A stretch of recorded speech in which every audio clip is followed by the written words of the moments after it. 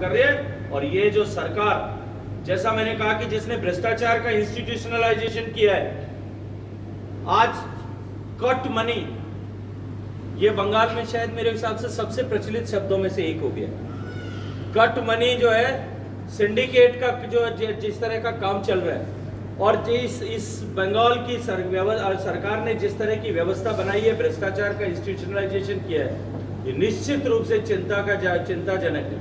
और हम सब को इस चिंता को, मैं आपके माध्यम से, आप सब के माध्यम से इस चिंता को बंगाल की जनता तक पहुंचाने का आप सबसे निवेदन करता हूं। ममता दी खुद स्वास्थ्य मंत्री, आज बंगाल में चिकित्सा के हालात किस तरह के, आज किस तरह की दुर्दशा बंगाल की जनता को इसके कारण से झेलनी पड़ रही है। नए मूलभूत सुविधाएं हॉस्पिटल्स में, कल मैं वहां बानगांव में था, मैंने एक हॉस्पिटल की दशा देखी। मुझे लगता है कि शायद ही देश का कोई ऐसा प्रदेश होगा जहां पर इस तरह की सुविधाओं, इस तरह का असुविधा युक्त अस्पताल अगर कोई होगा। मैंने पूछा यहाँ डॉक्टर तो का पिछले 5 साल से डॉक्टर की पोस्टिंग नहीं, कंपाउंडर तो के साथ मेल नर्स भी यहाँ पर कोई नहीं, तो केवल एक जर्जर अवस्था में खड़ा हुआ ढांचा जो है उनके स्वयं स्वास्थ्य मंत्री होते हुए इस बंगाल में। इन सब चीजों को अगर मैं एक तरफ रख, मां माटी और मानुष की सरकार बनाते समय उन्होंने क्या वादा किया था कि मैं बंगाल की जनता को भय मुक्त शासन दूंगी। लेकिन आज मैं आप सबके माध्यम से पूछना चाहता हूं, क्या बंगाल की जनता भय मुक्त हुई है? क्या बंगाल, उन्होंने कहा था कि मैं अपराध मुक्त बंगाल दूंगी, क्या बंगाल अपराध मुक्त हुआ है? एनसीआरबी को डेटा भी नहीं दिया जा रहा है।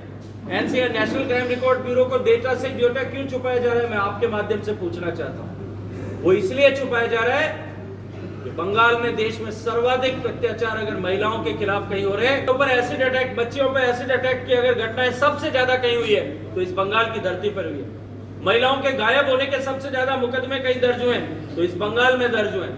महिलाओं के गायब होने पर उस पर कार्रवाई नहीं होने के सबसे ज्यादा प्रकरण अगर कहीं है तो बंगाल में है। एक महिला मुख्यमंत्री होने के नाते इससे बड़े शर्म का विषय नहीं हो सकता। मैं ये आप सबको के माध्यम से इस बंगाल की जनता को बताना चाहता हूं। देखिए, अपराध को संरक्षण देने वाली ये सरकार, इस सरकार के पाप का घड़ा भर चुका है। पिछले 9 साल में जिस तरह से, 9.5 साल में इस सरकार ने बंगाल को जिस तरह से डेवलपमेंट के हर एक पैरामीटर पर जिस तरह से गर्त में पहुंचा है, निश्चित ही बंगाल की जनता के साथ में एक धोखा हुआ है। आज बंगाल कर्ज के जो है गर्त में डूबा हुआ है।